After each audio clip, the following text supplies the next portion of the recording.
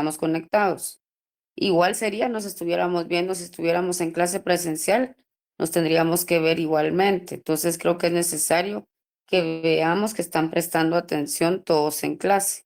Los que no enciendan las cámaras simplemente pues se toman nota. Bueno, el parcial creo que, el segundo parcial creo que estaba sencillo, fácil de responder y vamos a tener en cuenta cuando ya estén las notas para dar los puntos que correspondan. El día de hoy vamos a avanzar con el grupo número 6 para que pueda exponer que ahorita la regla va a ser que enciendan cámara todos los del grupo 6 y que la coordinadora presente el tema a cada uno de sus integrantes para que se vaya viendo si están conectados. Y luego se les hará las preguntas. Debe ser un poco acelerado en el sentido de que digan lo principal y luego se les preguntará a cada uno qué fue lo que trabajó. Bueno, entonces, grupo 6, ¿quién es el coordinador y el tema, por favor? ¿Qué tal, Perdone, licenciada? licenciada, los que no expongamos ahorita hasta que esté nuestro grupo, ¿salimos de cámaras o todos permanecemos con cámara? Todos permanecen en cámara, los del grupo 6. Ah, sí, o sea, el grupo exponente, Ajá, el los resto, demás no, los demás no. solo cuando Los nos demás toque. solo termina de exponer el grupo 6, encienden cámara para alguna duda o pregunta que tengan para sus compañeros. O sea, Ah, no muy solo bien. yo puedo tener dudas, sino ustedes también pueden tener alguna duda de lo que sus compañeros expusieron Gracias, licenciada. para servirles. Bueno, en relación solo, bueno, me voy a tomar un minuto nada más con esto. En relación a los que quieren revisión de examen, se les va a dar después, inclusive si se llegara a detectar de que fue por una anomalía el punteo, pues van a ser puntos menos, no serían puntos más, serían puntos menos. Porque claro, estuvo de que ahí están algunos pidiendo que se les haga el favor de revisar con mucho gusto, pero si salen con puntos menos por alguna situación que se detecte, entonces después no van a decir que se les bajó más puntos de los que tenían. Que quede claro que lo vamos a tomar en cuenta, eso de la revisión después de que se terminen las exposiciones. No hoy, sino cuando terminen todos de exponer, por favor. Bueno, entonces vamos a tomar una foto de que estamos ya en clase, solo para efectos de reportar a la universidad. Ahorita sí, por favor, enciendan su cámara para que podamos reportar. Tengas esas 20.000. Tan loca. Qué linda. No, qué fea. Bueno, a la una, a las dos y a las. Casi. Yo no tengo cámara, ni voy Bueno, a poner. ya pueden apagar la cámara todos y solo Mariana, los tu del grupo micrófono. 6. Empiecen, por favor.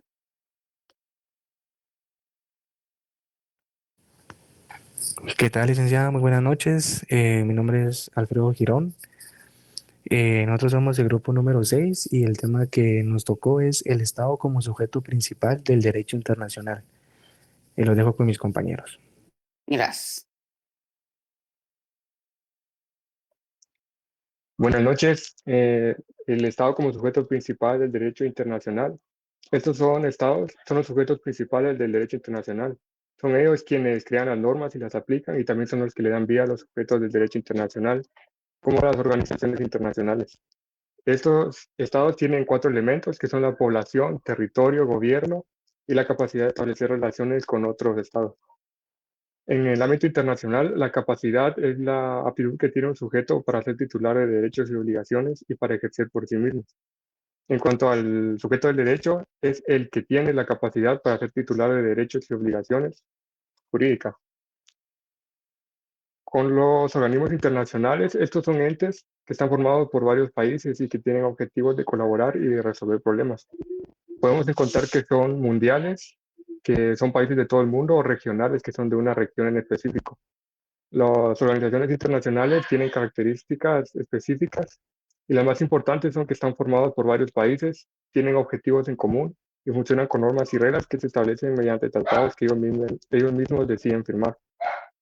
Las dos organizaciones internacionales más importantes que existen son la Organización de las Naciones Unidas y la Organización Mundial de la Salud. La ONU fue creada en 1945 después de la Segunda Guerra Mundial, con el objetivo de evitar nuevos conflictos y promover la paz. La OMS es un organismo especializado en la salud, principalmente en la población a nivel mundial.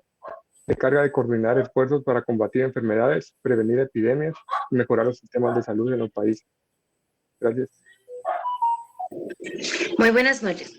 El derecho internacional público es el conjunto de normas jurídicas que regulan las relaciones entre los estados y otros sujetos de derecho internacional. Los estados, los organismos internacionales y algunos sujetos particulares gozan de aquellos derechos catalogados como derechos humanos. Como el objeto tenemos las relaciones internacionales que básicamente se basan en estudiar la sociedad internacional que se encuentra formada por el Estado, los organismos internacionales, las empresas internacionales, las agencias financieras y los organismos no gubernamentales internacionales. También tenemos como sus características principales que es descentralizado, es decir, que no existe ningún poder central superior a los estados. Tenemos que es voluntario, cada país o cada estado se somete voluntariamente a estos reglamentos. También es evolutivo, quiere decir que se adapta constantemente a las reformas y a los nuevos intereses que buscan los estados y que tiene como sujetos principales el Estado y las organizaciones internacionales. Su finalidad es el marco jurídico que busca armonizar la soberanía nacional con los estándares globales de convivencia, justicia y desarrollo, mantener la paz y la seguridad nacional. La Organización de las Naciones Unidas, es decir, la ONU, y la Organización de los Estados Americanos, la OEA, utiliza el derecho internacional público para resolver sus controversias de forma pacífica.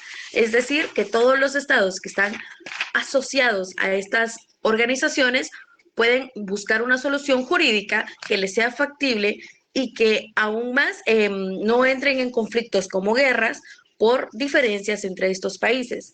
También tenemos a la protección de los derechos humanos, que según el artículo 46 de la Constitución Política de la República de Guatemala, prevalece el derecho internacional, los tratados y las convenciones aceptados y ratificados por el Estado de Guatemala.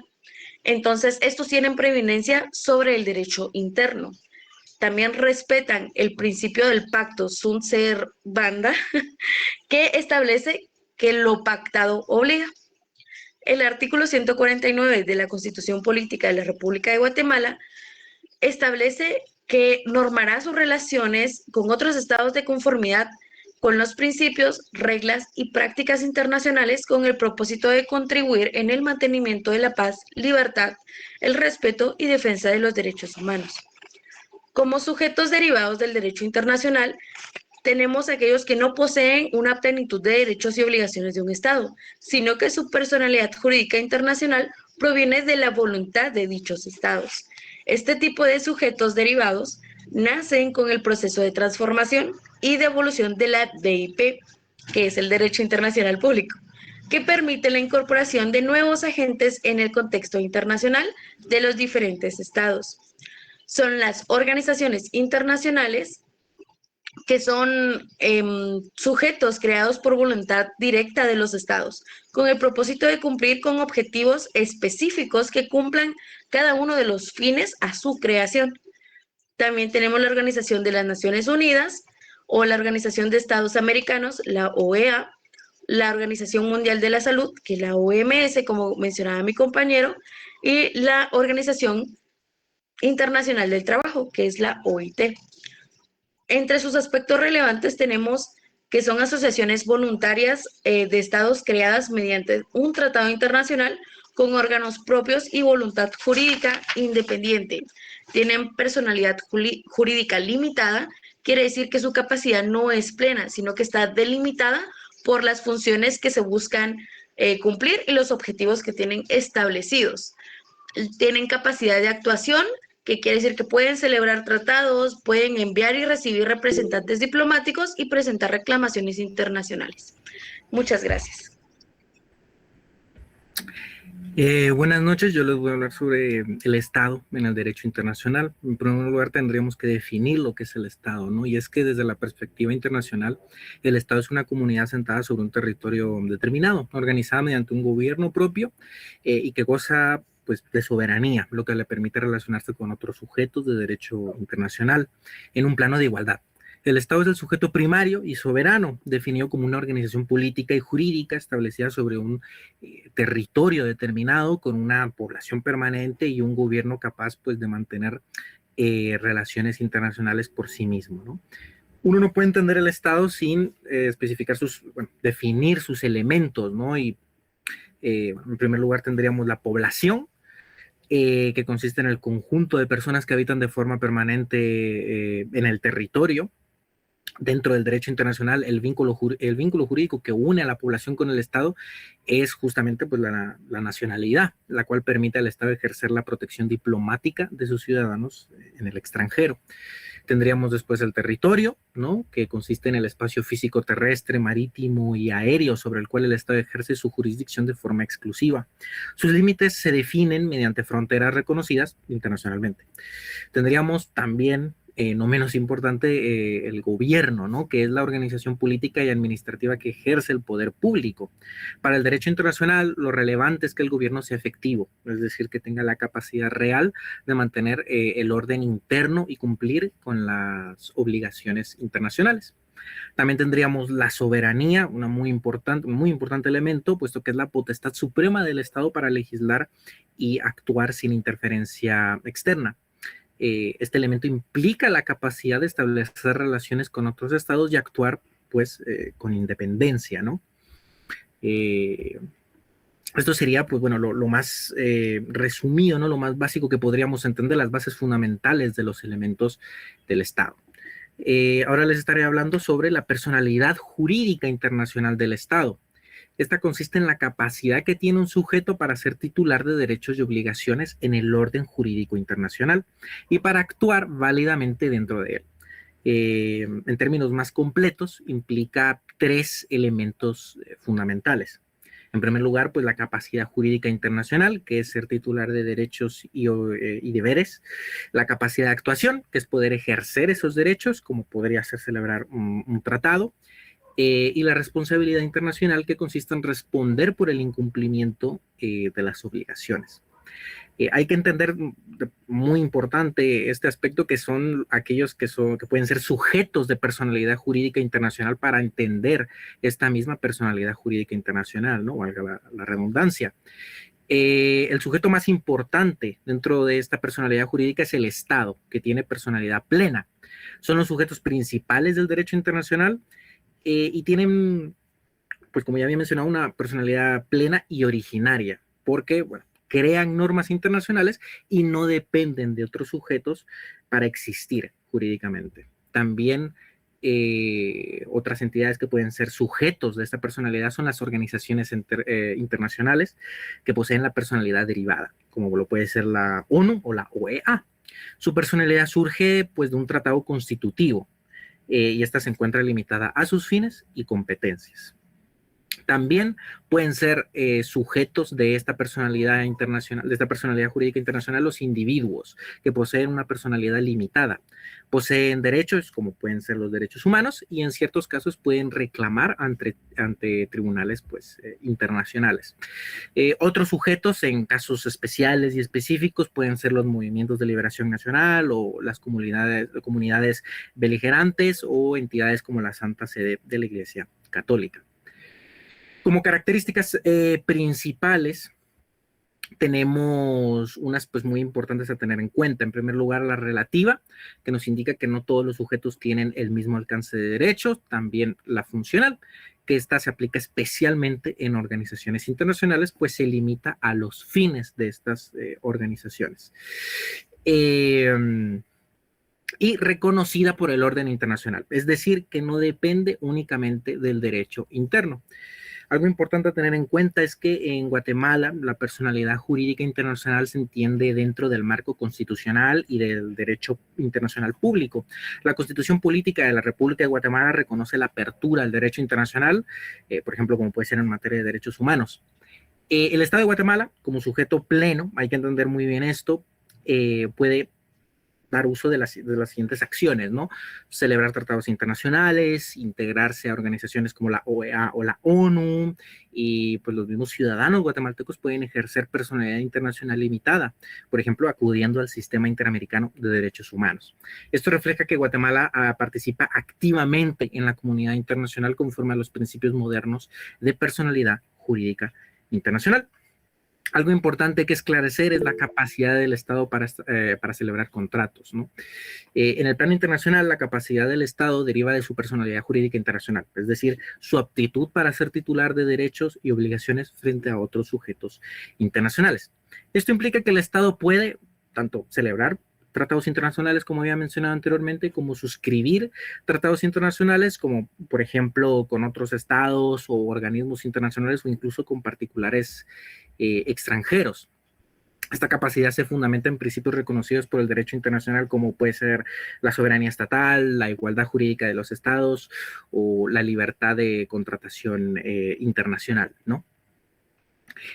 Algo también muy importante tener en cuenta es el reconocimiento en el ordenamiento jurídico guatemalteco de la dirección de la política exterior, ¿no? Y esto lo podríamos tomar desde de lo que nos explica el artículo 183, literal O, que atribuye al presidente de la República la facultad de dirigir la política exterior y celebrar tratados y convenios internacionales, ¿no?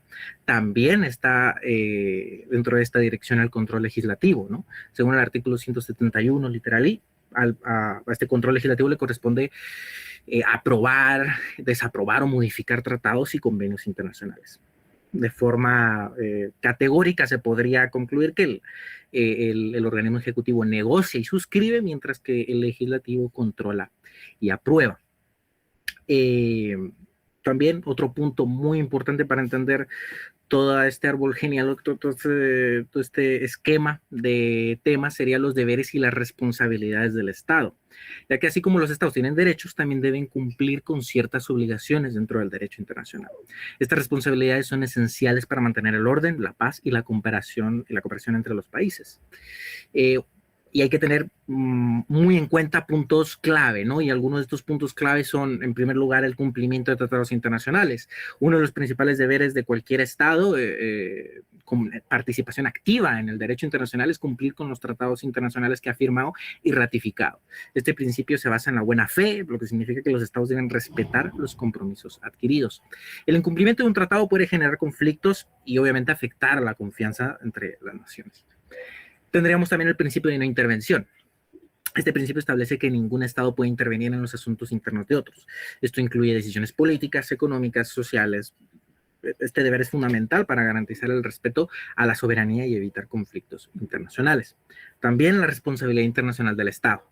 Cuando un Estado incumple una obligación internacional o comete un hecho ilícito, surge la responsabilidad internacional.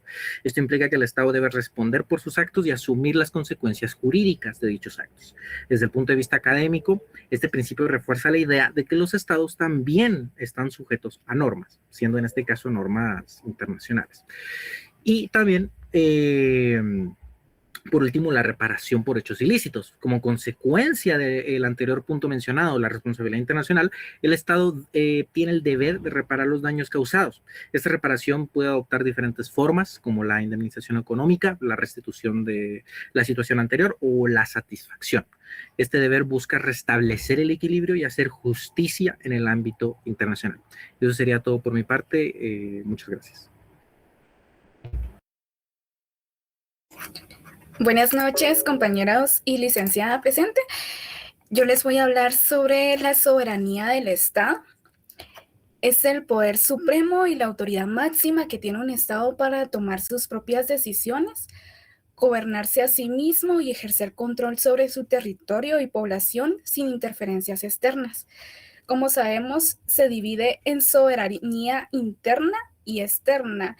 La interna es la facultad del Estado para ejercer el control exclusivo dentro de sus fronteras, como crear leyes, administrar justicia, mantener el orden público y recaudar impuestos. La externa es la capacidad de un Estado para relacionarse con otros en un plano de igualdad resaltando que ningún otro país o entidad internacional puede dictar las políticas internas o decisiones de este Estado. También tenemos los límites de la soberanía en el derecho internacional.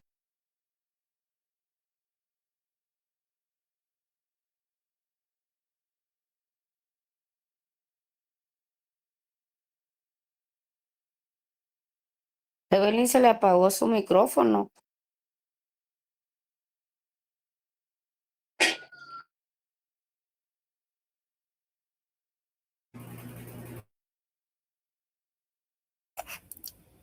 No sé si ahora me escuchan. Ahora ya. No sé desde dónde se me apagó. Voy a seguir. Como les estaba diciendo, la soberanía se divide en dos partes, la soberanía externa y la interna. Y entre los límites de la soberanía en el derecho internacional moderno tenemos el respeto a los derechos humanos, las normas de los jus cogens, que en el derecho internacional existen normas imperativas llamadas jus cogens que no admiten acuerdo en contrario, ya que son el techo de la soberanía. Tenemos los tratados internacionales y supranacionalidad. Cuando un Estado firma un tratado, está ejerciendo su soberanía para limitarla voluntariamente. El derecho del medio ambiente. En la actualidad, el daño ambiental no reconoce fronteras. La soberanía radica sobre los recursos naturales, que tiene un límite preventivo en donde un Estado no puede realizar actividades en su territorio que cause daños significativos al medio ambiente de otros estados. Tenemos otro punto importante que es la globalización y la soberanía, que la globalización es un proceso histórico de integración mundial en los ámbitos económico, político, tecnológico, social y cultural. Es lo que hace que el mundo esté cada vez más interconectado, convirtiéndolo en una especie de aldea global. La globalización y soberanía son uno de los temas sociales más intensos de la ciencia política contemporánea, ya que mientras que la soberanía tradicional sugiere un control absoluto del Estado sobre su territorio, la globalización crea una red de interdependencias que diluye ese control. Tenemos el Estado frente a otros sujetos en el derecho internacional, que el Estado de Guatemala, como sujeto del derecho internacional, forma parte de la comunidad internacional y mantiene relaciones jurídicas, políticas y diplomáticas con diversos actores. El Estado de Guatemala en el derecho internacional se caracteriza por poseer territorio, población, gobierno y capacidad de relacionarse con otros estados. Entre los principales sujetos del derecho internacional, como ya lo mencionaron mis compañeros, tenemos la ONU, que Guatemala es miembro desde 1945. Otro actor importante es la Organización de los Estados Americanos, la OEA, y además Guatemala mantiene relaciones con organismos financieros internacionales como el Fondo Monetario Internacional y el Banco Mundial. En conclusión, tenemos que el Estado de Guatemala interactúa constantemente con múltiples sujetos del derecho internacional, lo que demuestra que su soberanía no es absoluta, sino que está enmarcada dentro de un sistema de normas y relaciones internacionales. Gracias.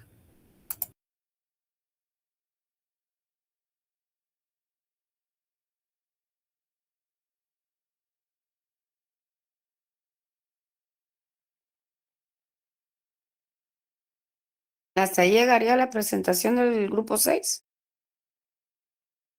Estaban todos presentes. ¿Quiénes son el coordinador que presenta a los del grupo? Sí, licenciada, hasta ahí llega nuestra presentación. Eh, en la carátula de nuestro trabajo está plasmado qué fue lo que realizó cada integrante del grupo. No sé si desea que se lo diga por acá o usted lo ve en la carátula. Solo que me digan los nombres de los integrantes del grupo y que Con mucho vayan gusto. presente, y que digan presente. Ah, ok, está bien.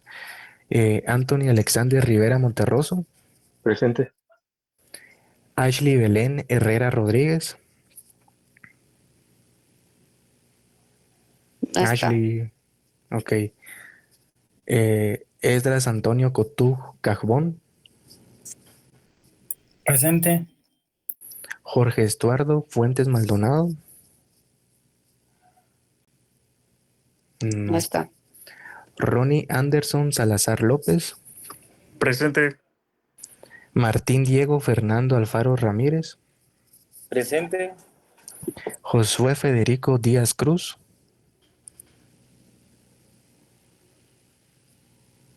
No está. Darling Karina Estrada Alarcón. Presente. Madeline Yajaira Villagrán Santos. Presente. Berly Pamela Herrera Queche. Presente. Evelyn Johanna Chávez Galicia. Presente. Alfredo Josué Girón Román, soy yo. Anthony Marcelo Aguilar Vázquez. Presente. Y Otto René Martínez Hernández. Presente. Bueno, hasta ahí llegan, ¿verdad? Sílica está ahí, digamos. Bueno, los felicito a los que sí se conectaron y tienen la responsabilidad de su trabajo y de exponer.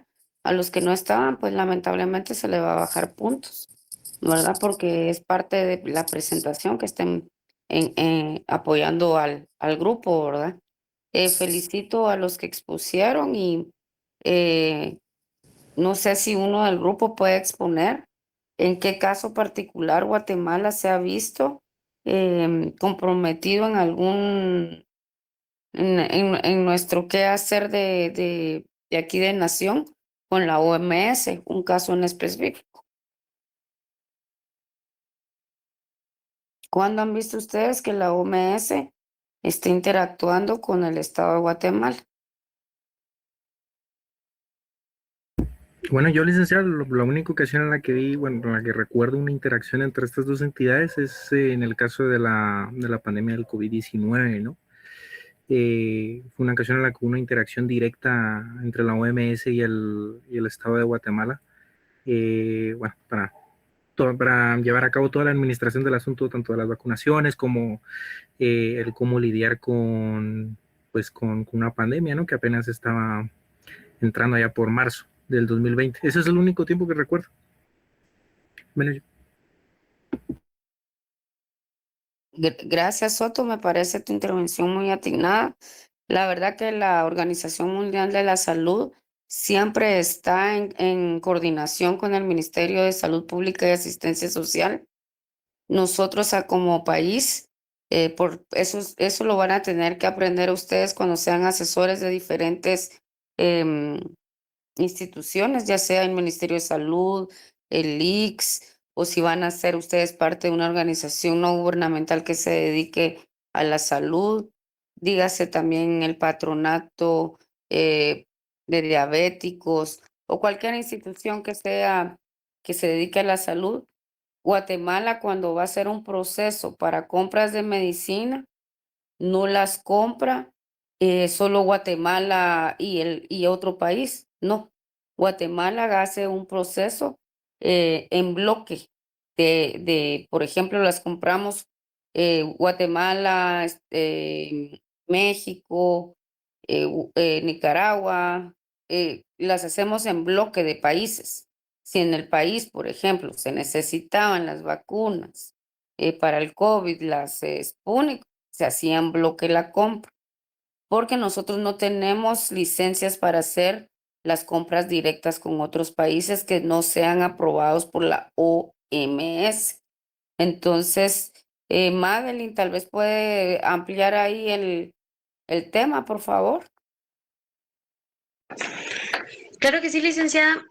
También yo he visto que hay casos, un ejemplo cada vez que tenemos, por decir, no es que no nos podemos llevar pandemia, sino que virus nacionales o muy apegados, siempre se hacen investigaciones. Inclusive podríamos decir que cuando estuvo el caso de acá de Guatemala, que pues fue muy sonado, pero dentro de los pueblos de sífilis, la OMS realizó varios estudios acá en Guatemala para determinar qué soluciones les podía dar y qué medicamentos se podían proporcionar a todas las aldeas y las personas que estuvieron involucradas en estos brotes. Entonces, muchas veces también se encuentran programas de ayuda o preservación en aldeas cuando tenemos, por decirles, enfermedades, ya sea por propagación de mosquitos, por aguas o por varios tipos de afecciones que pues al final vulneran nuestra salud. Entonces, la OMS realmente hace intervenciones directas, tanto como para proporcionar no solo medicamentos, sino que una ayuda sustantiva de dónde o qué pueden estar causando estas enfermedades. También se coordinan con otras entidades que brindan voluntariados aquí en Guatemala para que puedan enviar ya sea jornadas médicas o que puedan ayudar con la preservación de recursos naturales. Esto básicamente lo hace la OMS a través del Ministerio de Salud, que es la que tiene la rectoría en salud en Guatemala, ¿verdad? Acordémonos que, como bien lo mencionó Otto, ¿verdad? El ejecutivo es el que va a llevar a cabo estas políticas que se dan con otras organizaciones. Bueno, los felicito y continuemos entonces. Encendamos cámara para los que tengan duda. Yo vi que Walter tenía levantada la mano y si no fuera así, continuamos con el grupo número 7.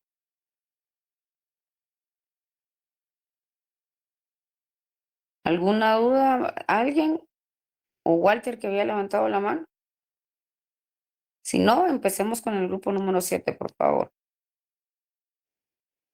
Buenas noches, licenciada. Mi nombre es María de la Luz y Fuentes. Soy coordinadora del grupo número 7.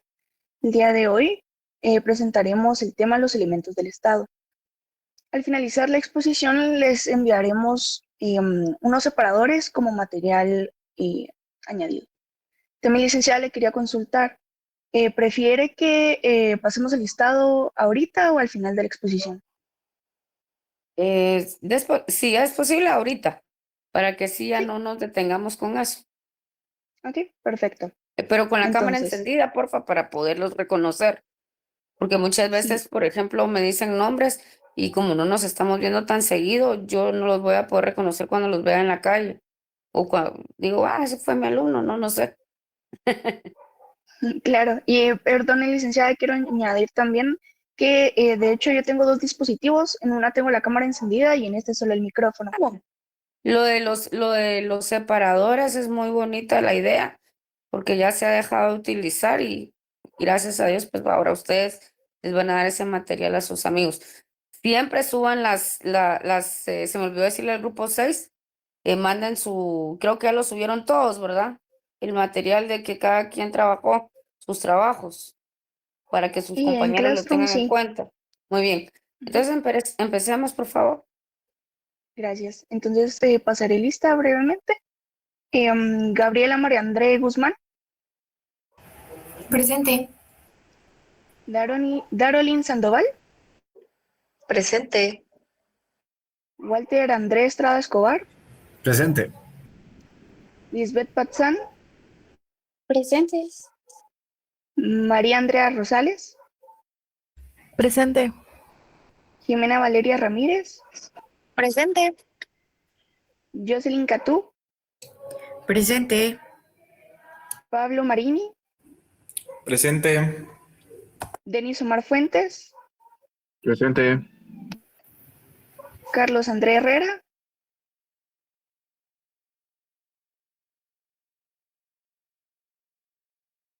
Carlos Herrera.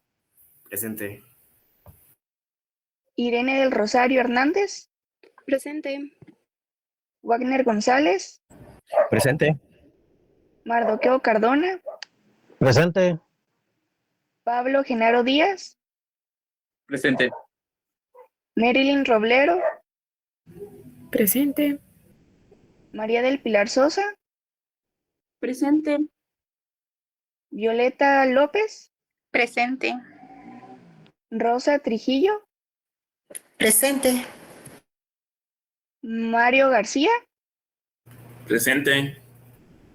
Y su servidora, una vez más, María de la Luz Fuentes. Damos por iniciada la exposición. Para dar inicio a esta exposición es imperativo señalar que el Estado es un sujeto principal del derecho internacional público. No debemos entenderlo únicamente como una institución política, sino como el ente soberano que ordena la vida social y posee personalidad jurídica ante la comunidad global. En este sentido, lo definimos técnicamente como una organización política asentada en un territorio, como una población determinada y plena capacidad de autodeterminación. Ahora bien, con el objeto de entender su esencia, la doctrina nos ofrece 3 visiones claves que encontrarán sintetizadas en sus separadores. El primer término es de Hans Kelsen. Lo define como un ordenamiento normativo donde el Estado es la personificación misma del sistema jurídico. Seguidamente tenemos a George Jelinek, aporta una visión dual, describiéndolo como una corporación territorial dotada de un poder de mando original. Al finalizar tenemos a Max Weber, que señala que el Estado es la comunidad que reclama el monopolio legítimo de la fuerza para garantizar el orden. Es importante acotar que en el plano internacional nos regimos por el Convenio de Montevideo, el cual fue suscrito en Uruguay el 26 de diciembre de 1933, durante la 7ª Conferencia Internacional Americana. En este instrumento, podemos ver que los estados del continente americano confieren y validan los elementos técnicos necesarios para el reconocimiento formal de los estados dentro de la comunidad internacional. Por otra parte, y en lo que respecta a su estructura interna, la organización de estados se basa en la división de funciones para evitar el abuso de autoridad.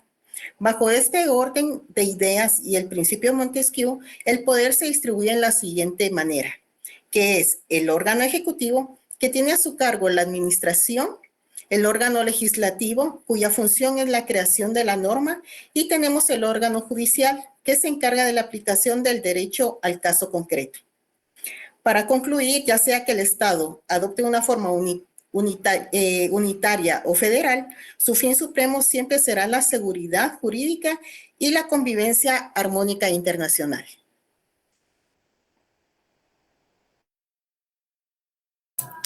Como uno de los elementos esenciales del Estado, tenemos a la población, la cual se define como un conjunto de personas que habitan en el territorio nacional y que se encuentran sometidas al orden jurídico vigente de este. La Constitución Política de Guatemala no regula el concepto de población como tal, sino que lo desarrolla a través de un conjunto de varios principios, deberes y derechos, como lo podemos encontrar en el artículo 1, donde se estipula que el Estado de Guatemala se organiza para proteger a la persona y a la familia, y su fin supremo es la realización del bien común. En este artículo podemos evidenciar que la población es el fin último de la actividad estatal. Dentro de la Constitución también podemos encontrar los artículos 2, 3 y 4, los cuales regulan ciertos derechos como lo es el derecho a la vida, el derecho a la igualdad y la dignidad humana.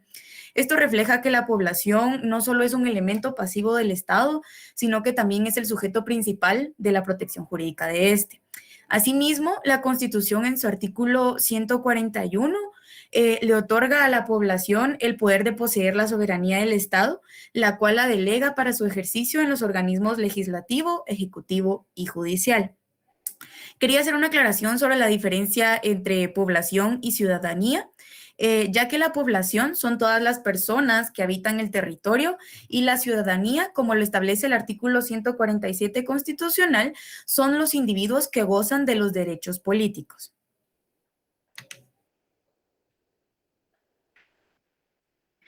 Como otro de los elementos esenciales del Estado, encontramos el territorio. Este va de la mano con la población y lo podemos definir como el espacio geográfico sobre el cual el Estado asienta sus dominios y su población. Dentro del territorio también se incluye el suelo, el subsuelo, el espacio aéreo y las aguas, como lo estipula el artículo 121 de la Constitución Política. En otras palabras, el territorio es la condición geográfica de la existencia estatal y es el marco donde se materializa la soberanía del Estado. El territorio tiene una gran importancia jurídica, puesto que sin él es imposible que podamos concebir un Estado, ya que no existiría un espacio físico delimitado en el que se puedan aplicar las normas ni ejercer una autoridad efectiva, ¿verdad? Aparte de tener gran importancia jurídica, el territorio también genera un gran sentido de identidad en la población y pertenencia, pues genera vínculos emocionales y culturas en los habitantes de este. Podemos decir entonces, como conclusión, que el territorio es el marco que garantiza que el poder sea medible y al mismo tiempo controlable, pues un pueblo que no tiene territorio propio está a merced de la voluntad de otros. El gobierno es el conjunto de órganos e instituciones encargadas de ejercer el poder público dentro de un Estado con el propósito fundamental de proteger a la persona humana y garantizar el goce de sus derechos y libertades. De acuerdo con el artículo 140 de la Constitución Política de la República de Guatemala, el Estado es libre, independiente y soberano. Es decir, Guatemala no depende de ningún otro Estado y tiene la capacidad de tomar decisiones propias tanto en el ámbito interno como en el internacional. Además, su sistema de gobierno es republicano, democrático y representativo. Eso significa que el poder no se centra en una sola persona, sino que se distribuye entre distintos órganos del Estado, siendo estos los famosísimos organismos ejecutivo, legislativo y judicial. La soberanía es la facultad exclusiva de un pueblo para dictar, aplicar y hacer cumplir las leyes que él mismo se ha dado. Esta se desdobla en dos dimensiones inseparables. La primera es la soberanía interna, que es el poder máximo para legislar, gobernar y administrar justicia dentro de las fronteras con el monopolio legítimo de la fuerza. Y la segunda es la soberanía externa, la cual es la independencia frente a otros estados, igualdad jurídica y capacidad para establecer relaciones internacionales, firmar tratados y participar en organismos internacionales. Es importante recalcar que a pesar de que hoy en día nuestras autoridades hacen y deshacen sin pensar en el beneficio de la mayoría, sino en el propio, tal y como lo regula el artículo 141 de la Constitución, la soberanía radica en nosotros, el pueblo, quienes la delegamos para su ejercicio en los organismos del Estado. Hablaremos ahora de las relaciones de los elementos del Estado con el bien común, y para entender esto desde una perspectiva un poco más amplia, es importante definir qué es el bien común. Y cuando hablamos de bien común, nos referimos a buscar el bienestar general de todos los ciudadanos. Es importante agregar que la realización del bien común es el fin supremo del Estado, como nos lo indica el artículo 1 constitucional. Entonces entendemos que la relación entre elementos y el bien común implica que el Estado utilice estos elementos para crear condiciones que permitan el desarrollo adecuado de los ciudadanos. Ahora, ¿cómo se desarrolla cada elemento con el bien común? Vemos primero a la población y el bien común. Estamos hablando del elemento humano del Estado, y el bien común debe girar al bienestar de todas esas personas y a las familias que la componen, no solo referirnos a uno en específico, sino a todos en general. El territorio y el bien común, hablamos del elemento espacial, y este es el lugar en donde el Estado debe garantizar el bienestar de sus habitantes. Podemos poner de ejemplo la construcción de carreteras dentro del territorio para mejorar la calidad de vida de los ciudadanos. Como número 3 tenemos el gobierno, elemento formal que ejecuta acciones para el bienestar general y representa la organización de poder. Podemos poner de ejemplo acá cuando aprueban leyes para garantizar el bien común, o por ejemplo el servicio de la salud. Cuarto, la soberanía es el elemento político jurídico y se refiere a la autoridad que organiza la convivencia y protege los derechos de la población. Es importante agregar que estos elementos deben funcionar en conjunto y no de manera individual, y así se lograría entonces el bien común. Pasamos ahora ya para finalizar a las conclusiones, y recordamos entonces que el gobierno es la manifestación del poder público para alcanzar el bien común. Es importante recordar que tenemos un sistema republicano, democrático y representativo, y que Guatemala está dividido en los tres poderes que conocemos: ejecutivo, legislativo y judicial. Cuando hablamos de la población, tenemos como base fundamental el artículo 1 constitucional, que nos menciona la protección a la persona, es decir, a la población, pero de manera individual. Y el territorio es el espacio donde el Estado ejerce su poder y en donde garantiza el orden, paz y justicia. Vamos ahora a la soberanía, que es hablamos de que es el poder supremo del Estado. Comprende el suelo, subsuelo, el espacio aéreo, el mar territorial y los recursos naturales, como los incisos A, B y C que menciona nuestro artículo 142 constitucional. El bien común, recordemos que es el fin supremo del Estado y es la justificación de la existencia del Estado. Si no, este no tendría por qué existir. Y por último, los límites al poder. Según el principio de legalidad, el poder no es absoluto, sino está limitado por las leyes de nuestro país. Muchas gracias. Esta ha sido la participación del grupo número 7.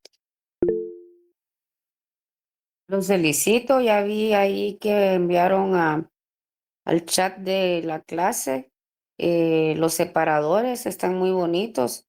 Espero que de verdad los demás los tomen en cuenta porque yo sí los voy a tratar de imprimirlos y ponerlos en mis leyes porque la verdad están muy lindos. Referente a lo que hablaba Jocelyn, que había una diferencia entre la población y la ciudadanía, creo que fue lo que dijo. En Guatemala, ¿dónde queda el registro de ciudadanos? Si alguien del grupo lo puede responder.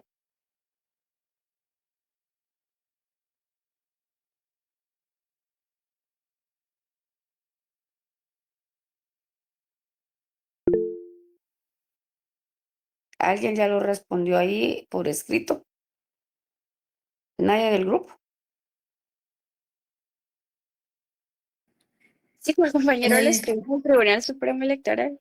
Sí, en el Tribunal Supremo Electoral está el registro de ciudadanos. Si no estoy mal, cuando ustedes van a presentar ya su papelería, van a tener que ir al registro de ciudadanos a que les den una constancia para que ustedes la puedan entregar en la universidad. Creo que es para los privados que la piden, si no estoy mal. Y ahí está el registro de ciudadanos.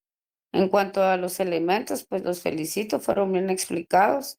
Espero que em, em, no haya quedado duda de qué era el bien común. Para mí el bien común, ¿verdad? Como siempre se lo digo a las personas con las que he trabajado en instituciones públicas, aquí nuestro salario nos lo paga la población, como dijo yo. El pueblo es el que nos paga a nosotros, para que nosotros seamos asesores. Ellos pagan esos salarios. Me decía mi hermano también, yo te pagué la universidad. Y es cierto, toda la población nos pagó a nosotros nuestra universidad. Por eso tenemos que llevar un proceso al año gratis para cualquier ciudadano en remuneración a lo que la universidad nos dio. Entonces el bien común no lo podemos defraudar nosotros ya cuando seamos litigantes, ¿verdad? Porque así como ellos tuvieron a bien pagar sus impuestos para que todos tengamos un bien común, o sea, creo que lo mínimo es que nosotros aprendamos bien para poder regresarles con los servicios que nosotros vayamos a prestar esa, esa retribución. ¿Alguien levantó la mano?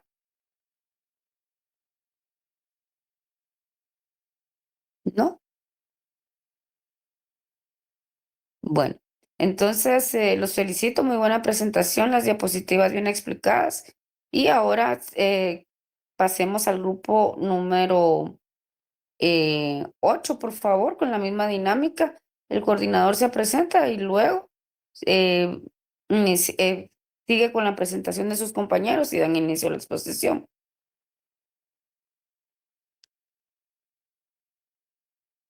Buenas noches, licenciada. Le saluda Francela Cuadra. Compañeros, buenas noches.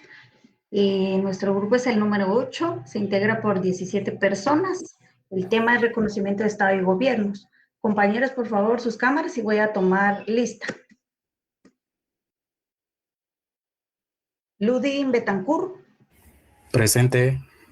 Gracias. Alexander Estrada. Presente. Luis Oliva. Presente.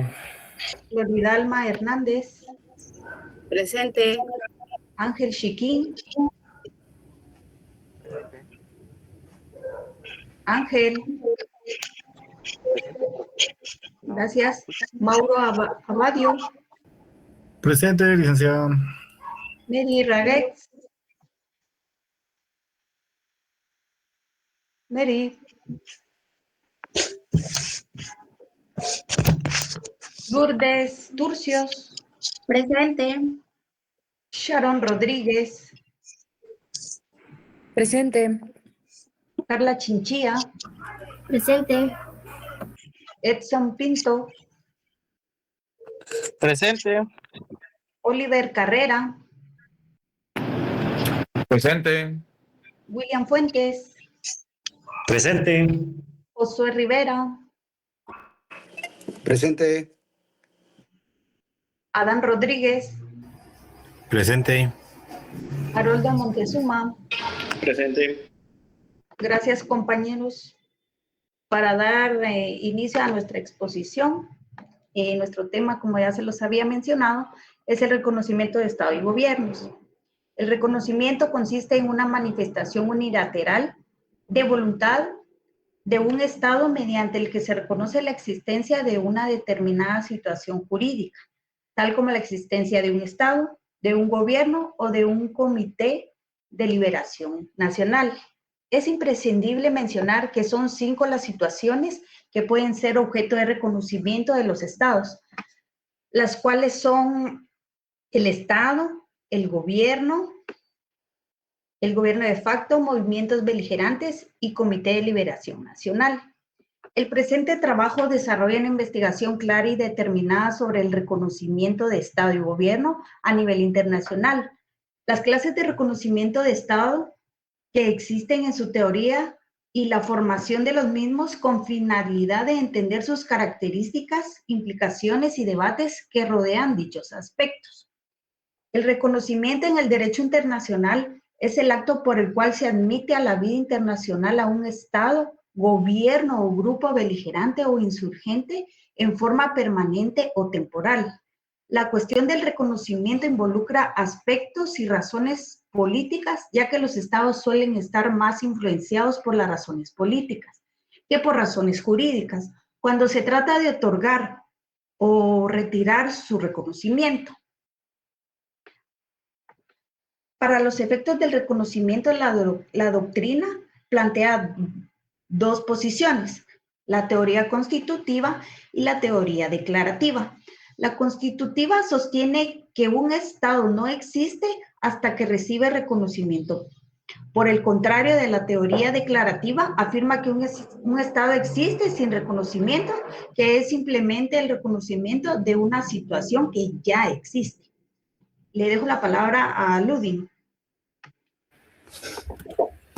Gracias.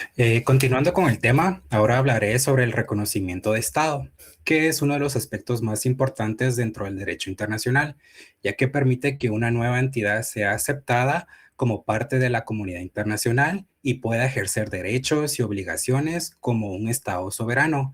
El reconocimiento de un Estado es el acto mediante el cual otros Estados aceptan su existencia y lo admiten como miembro de la comunidad internacional, otorgándole derechos y obligaciones en el ámbito internacional.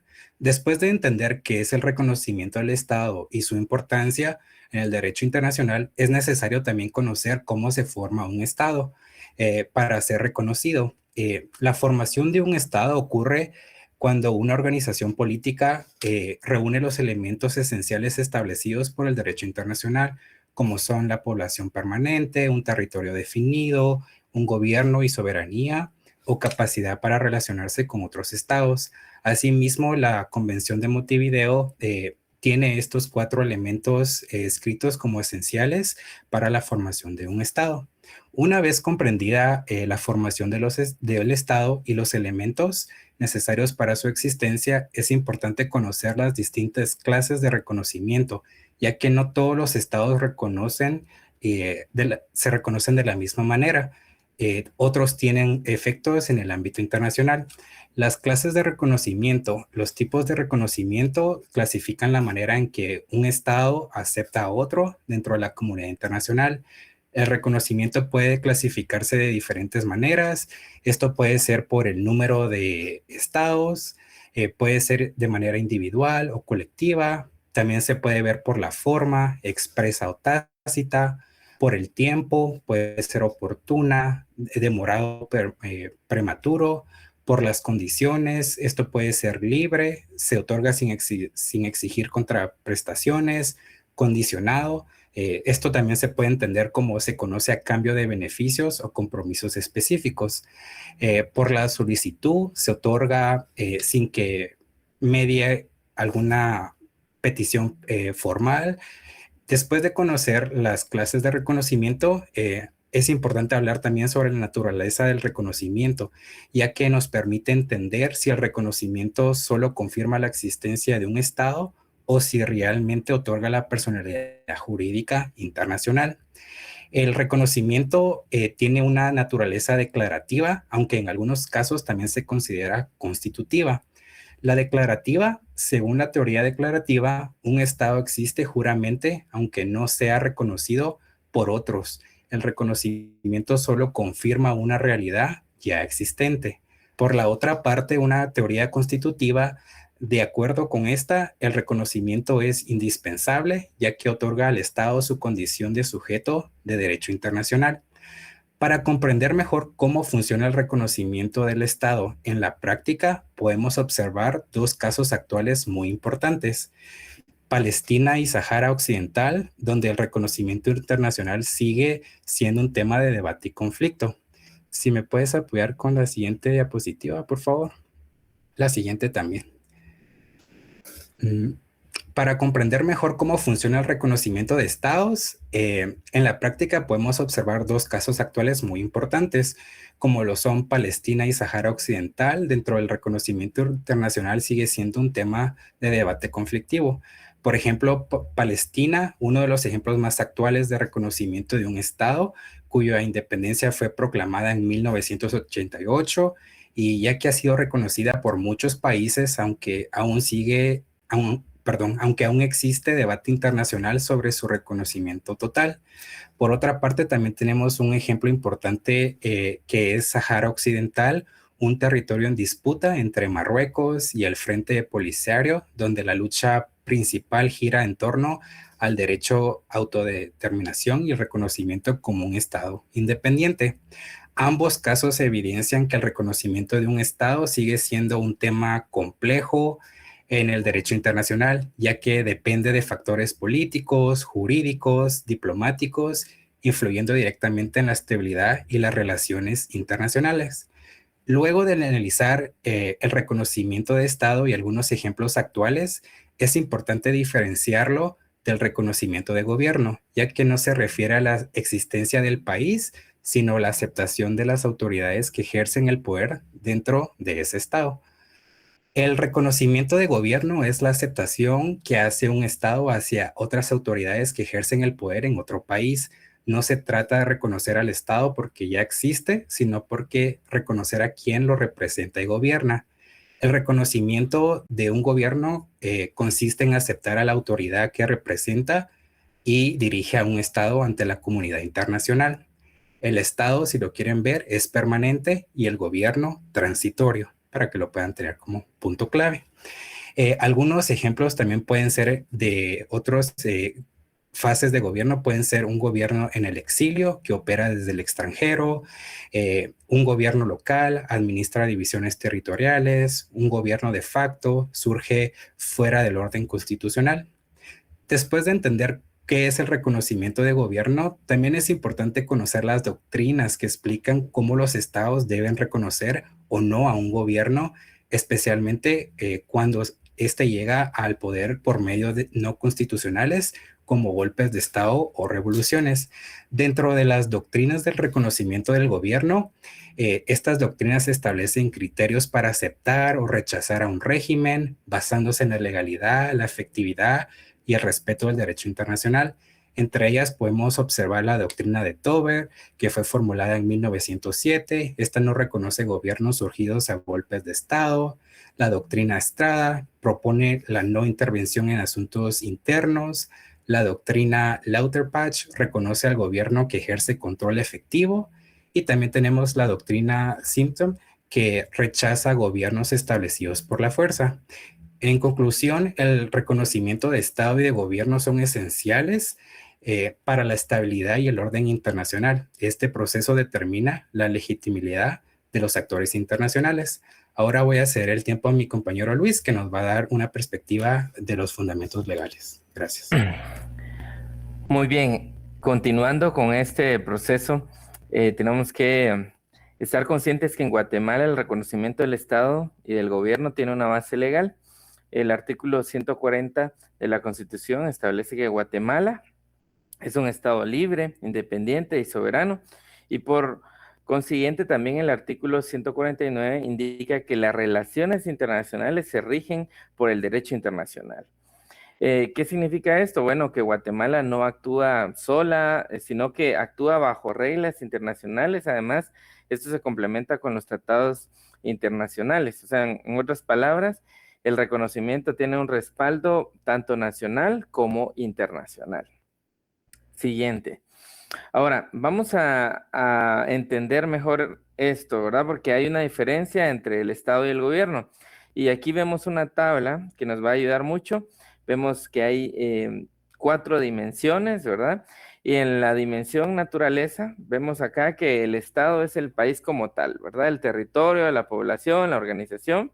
Es como decir Guatemala en sí misma, ¿verdad? Mientras que en el gobierno, es quien dirige ese país en un momento determinado, ¿verdad? Es prácticamente como el equipo que está administrando a Guatemala en un momento determinado. En la siguiente dimensión, estabilidad, vemos que el Estado es permanente, ¿verdad? O sea, Guatemala sigue existiendo, aunque cambie el presidente, pero el gobierno sí cambia, ¿verdad? Por otro lado, tenemos aquí la dimensión flexibilidad, que prácticamente vemos que el reconocimiento es irrevocable. Es raro, pues, que un país deje de ser reconocido, ¿verdad? Como tal, a menos que pues haya una situación de golpe de Estado, entre otras cosas, ¿verdad? Y luego tenemos impacto diplomático, que en este caso es el reconocimiento que permite que el país exista legalmente en el mundo. Es prácticamente lo que permite crear este concepto que llamamos comunidad internacional, mientras que el reconocimiento del gobierno prácticamente solamente define de quién se habla, ¿verdad? O sea, de las autoridades de otros países que luego hacen negociaciones, que hacen acuerdos como tal. Entonces, el Estado es el país como tal y el gobierno es quien lo administra. Ahora, vamos a entender, teniendo claro esto, veamos qué pasa cuando no hay reconocimiento. Bueno, si ustedes se dan cuenta en esta cascada de aislamiento, primero hay aislamiento diplomático, o sea, es como si nadie quisiera tener relaciones con ese país, ¿verdad? Y luego viene la exclusión jurídica, o sea, no pueden firmar acuerdos, no pueden participar en organismos internacionales. Después viene algo que se denomina la asfixia económica, que prácticamente se refiere a la menos inversión, menos comercio, menos apoyo económico, y luego tenemos que todo termina generando inestabilidad interna, afectando prácticamente directamente a la población. Entonces, el reconocimiento vemos que no es solo un tema legal, es lo que permite prácticamente que un país funcione realmente ante el mundo. Gracias. Ahora vamos a dejar al siguiente compañero.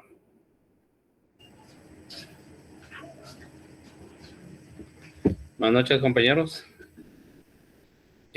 Continuando con la exposición, les voy a hablar de los 2 grados de validación jurídica internacional. Estos son 2 polos opuestos que se dan en la vida jurídica, se puede decir. Está el reconocimiento iuri que es del derecho, que quiere decir que, en otras palabras, es el reconocimiento que hacen los países a los gobiernos, por ejemplo, que ganan elecciones de forma democrática. En este caso, los estados aceptan los resultados que se obtienen a través de los procesos electorales de una forma honesta, democrática y con la participación ciudadana. Del otro lado está el reconocimiento de facto o de hecho, que en este caso se puede decir, en Guatemala han pasado 6 ocasiones que se ha dado esto. Han habido 6 gobiernos de facto. Entre los gobiernos de facto que han habido, hay algunos que sobresalen más en relación a los otros. Está el de García Granados en el año 1871, que él dio paso a la reforma liberal de Justo Rufino Barrios. Después está en el año 81 el golpe de Estado que provocó Ríos Montt. ¿Por qué son golpes de Estado importantes? Porque de forma general provocaron grandes cambios estructurales en el país. Por ejemplo, el gobierno de facto de Ríos Montt pues provocó grandes masacres y hasta fue ya en vida fue condenado por genocidio, aunque después lo anularon. Y por último está Mejía Víctores, que es el que da paso en el gobierno de él. Se promueve la Constitución y ya se empieza en el año 86 los gobiernos democráticos, que es el de Vinicio Cerezo Arévalo. Aquí dentro de esta etapa, ya la era democrática, está en el año 93-92 el problema que se dio con Serrano Elías, que Serrano Elías quería volver su gobierno autoritario, disolvió el Congreso, fueron 10 días de inestabilidad política para el país, hasta que la Corte Constitucional entró a funcionar, declaró que ya había un vacío de poder y nombraron al presidente del Congreso, en este caso, que bueno, el Congreso lo eligió, que era el Procurador de Derechos Humanos, Ramiro de León Carpio. Él fue el presidente que terminó de cumplir el periodo previo a las elecciones del año 94-95.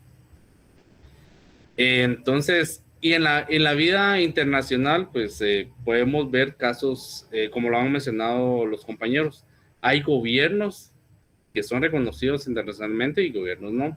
Un caso especial que, pues, yo creo que todos somos anuentes es el caso de Venezuela. En el caso de Venezuela, después de que falleció el presidente Hugo Chávez, pues lo sucedió Nicolás Maduro. Han habido procesos eleccionarios. Entre esos procesos eleccionarios, por ejemplo, hubo un proceso en que la oposición no estuvo conforme con los resultados y nombraron a Juan Guaidó de forma externa para que gobernara el país en componenda con Estados Unidos. Entonces, a nivel jurídico, vino Estados Unidos, le delegó ciertos poderes sobre activos y sobre empresas estatales a este presidente que no fue el que ganó democráticamente en el país de Venezuela. En el año 2024 sucedió el otro proceso electoral. Igual resultó ganador, en este caso, Nicolás Maduro. Él ganó con el 51% en adelante, pero la oposición a través del Mundo González igual no reconoció los resultados. Vino a Estados Unidos, lo reconoció, pero no de la misma forma. Entonces, él ya no sucedió lo mismo que Juan Guaidó, que manejó activos, sino que lo manejó de otra forma a Estados Unidos. Hasta que el año pasado, en diciembre, fueron a tomar preso a Nicolás Maduro. Y ahí sí, al gobierno de Estados Unidos, como nombraron una presidenta interna, es la que ahora ya reconoce de forma como presidenta del país. Y pues al final todo se resume en los intereses económicos de las grandes potencias, en este caso pues Estados Unidos. Como conclusión, la fórmula de soberanía funcional funciona del Estado, gobierno y reconocimiento, que es la capacidad que se tiene de obrar internacionalmente. Es un acto discrecional pero vital, la dualidad indispensable y el estándar es moderno. En nuestro país, como ya lo mencionó el compañero anteriormente, pues la Constitución sí protege ese orden constitucional. Adicional, prohíbe que, por ejemplo, los que son familiares de cautivos o jefes del Estado puedan participar en política.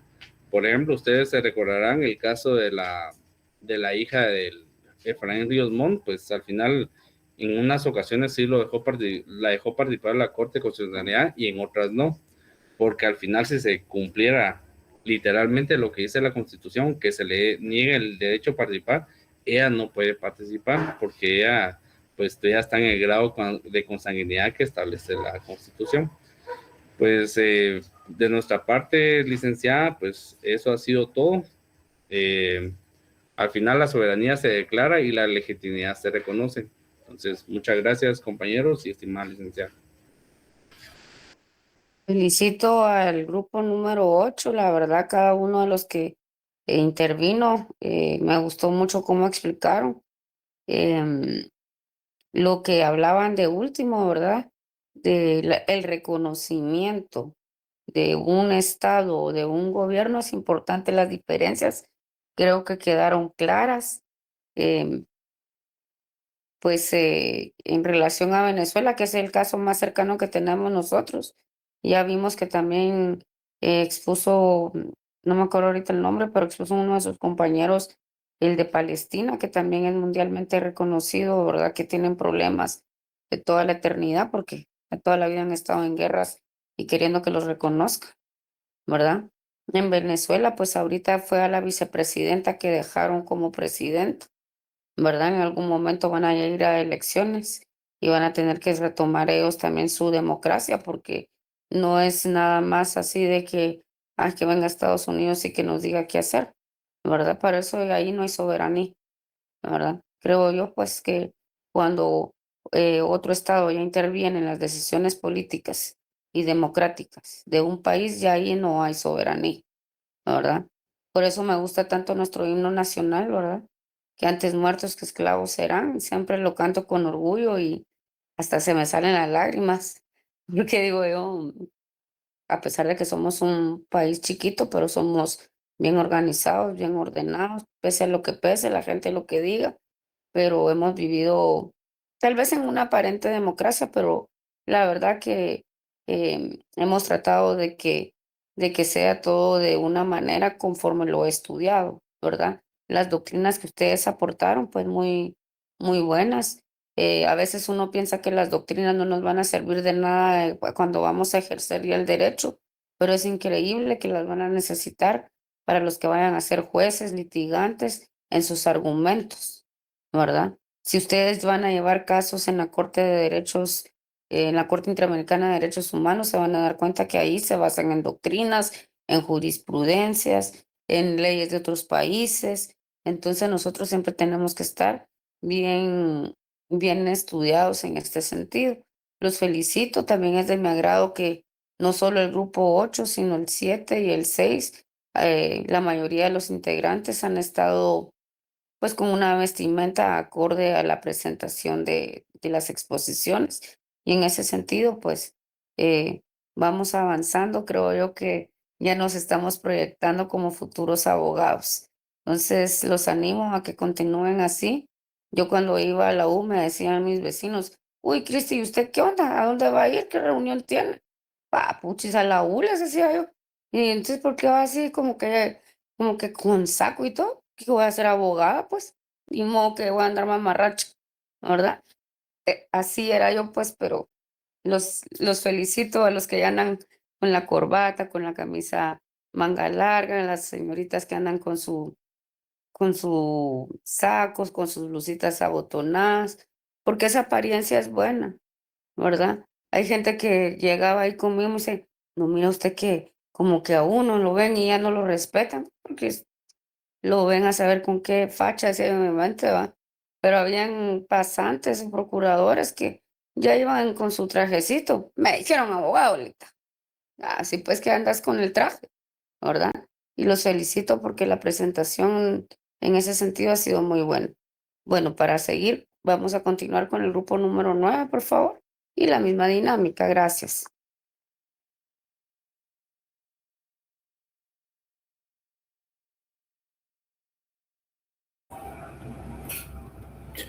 Muy buenas noches, tengo a cada uno de los presentes. Mi nombre es Jeremy Zabarca, soy coordinador del grupo número 9 y nosotros vamos a exponer acerca del principio de la intervención y la no intervención dentro del derecho internacional.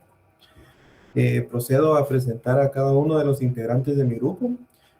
Como apoyo en la creación de la presentación tenemos a la compañera Giselle Saquec. Por favor, pueden decir si se encuentran presentes. Presente. Okay. También la compañera Kimberly Goyel. Presente. En el apoyo al trabajo escrito se encuentra el compañero Elder Arias. Presente. El compañero Lester Omán. Presente. Buenas noches. Christopher de León. Presente. Dionel Florian. Presente. Valerie Lobato. Presente, buenas noches. Emily García.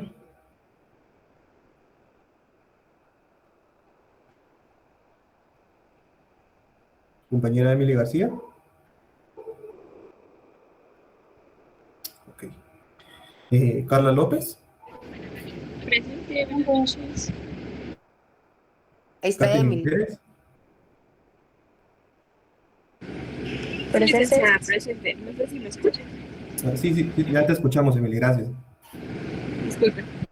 Ok. Jocelyn Pérez. Presente. Madeline Godínez. Presente. Y Kimberly Machica. Presente. Y por último, quienes nos estarán impartiendo la exposición el día de hoy serían los compañeros Christopher de León. Presente. Gladys Salvatierra. Presente. Julieta González. Presente. Y la compañera Gema Posadas. Presente. Muchas gracias a cada uno y espero la exposición sea de su agrado. Los dejo con los compañeros expositores. Buenas noches, compañeros y licenciada. Soy el primer expositor. Nuestro tema, como bien dijo Estuardo, es el principio de intervención y no intervención. Yo me concentraré en la definición, la importancia de la soberanía y su relación dentro del sistema jurídico internacional. Siguiente diapositiva, por favor. En primer lugar, la intervención dentro del derecho internacional público se puede entender como la injerencia indebida realizada por un Estado en los asuntos internos o externos de otro Estado, con la finalidad de influir en sus decisiones políticas, económicas, sociales o militares. El principio de no intervención constituye una de las bases fundamentales del derecho internacional público y establece que ningún Estado tiene el derecho a intervenir en los asuntos internos o externos de otro Estado. Este principio actúa como la garantía jurídica esencial, protegiendo la independencia política y la libertad. Por otro lado, la soberanía representa uno de los principios rectores del derecho internacional público y se entiende como la facultad suprema que posee un Estado para ejercer la autoridad sobre su territorio, su población y su organización política sin interferencias externas. Además, la soberanía implica la responsabilidad, ya que los Estados deben ejercer su autoridad respetando las normas del derecho internacional y la igualdad jurídica entre los Estados. ¿Me apoyas con la siguiente diapositiva? Gracias. Existe una relación jurídica directa e inseparable entre la soberanía y el principio de no intervención, ya que la soberanía reconoce el derecho del Estado a gobernarse libremente, mientras que la no intervención obliga a los demás Estados a respetar dicha autonomía. La no intervención constituye la garantía práctica del respeto a la soberanía. Estos principios tienen una gran importancia dentro del sistema jurídico internacional, ya que permiten establecer límites claros y una actuación entre los estados. Gracias a ellos se protege la independencia estatal y evitan la imposición arbitraria de la voluntad de un estado sobre otro. La intervención, la no intervención y la soberanía constituyen pilares esenciales dentro del derecho internacional público, ya que garantizan el respeto mutuo entre los estados y contribuyen al mantenimiento del orden jurídico internacional y la paz entre los estados. Muchas gracias.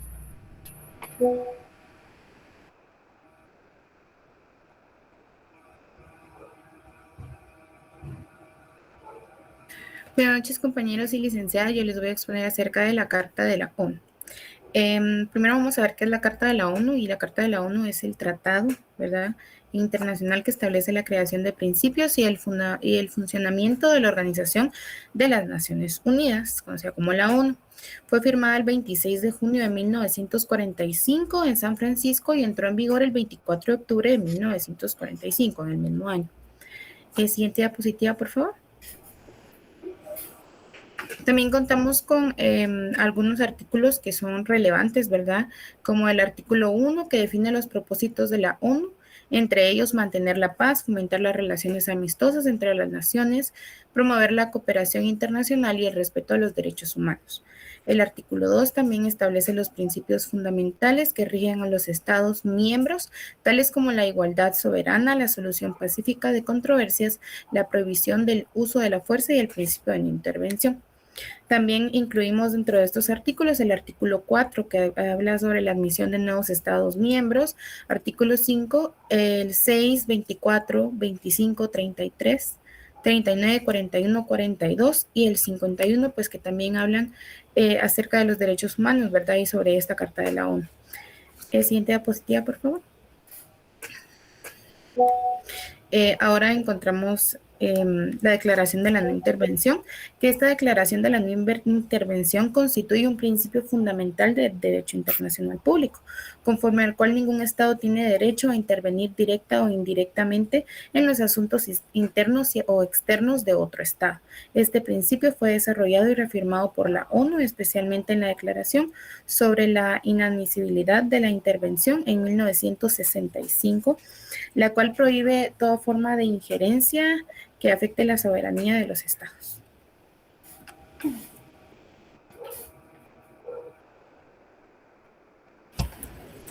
Derivado de lo expuesto anteriormente por mis compañeros, surge uno de los debates más complejos del derecho internacional, que es el equilibrio que debe existir entre la soberanía de los estados y la legitimidad de intervenir en sus asuntos internos. Sobre esto es que trataremos los temas y abordaremos los tipos de intervenciones que existen y las excepciones que existen al principio de no intervención. Respecto a los tipos de intervención, en el derecho internacional la intervención se entiende como una acción por la cual un Estado interfiere, ya sea directa o indirectamente, en los asuntos internos o externos de otro Estado con el propósito de influir, coaccionar o modificar su conducta. En este sentido, identificamos 4 tipos principales de intervención.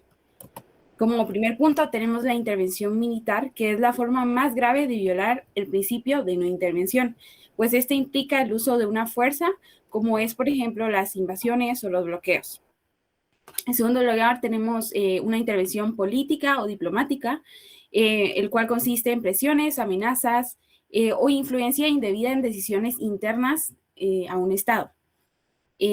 Como tercer lugar, tenemos una intervención económica, dentro del cual se puede mencionar un uso de medidas comerciales o financieras como castigo o presión política para orillar a un Estado a actuar de cierta manera.